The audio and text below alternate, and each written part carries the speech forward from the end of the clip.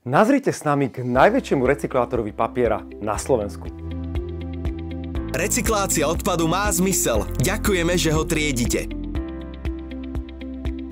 Papier získavaný na recykláciu prechádza viacerými vstupnými kontrolami, pretože pre recyklátora je veľmi, priam zásadne dôležité, aby bola dodržaná čo najväčšia čistota a kvalita dodaného materiálu.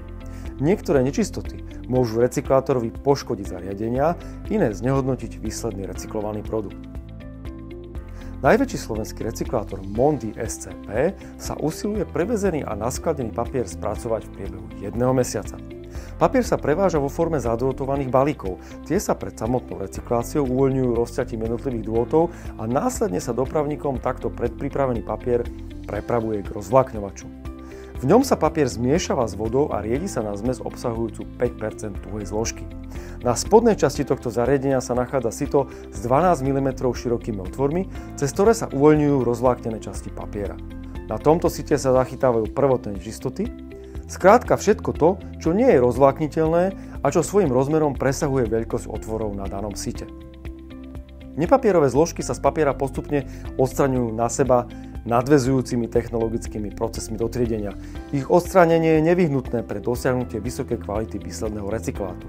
Nečistoty a nepapierové časti sa oddeľujú v podobe tzv. Vrkočov a výpľuvov alebo kalov.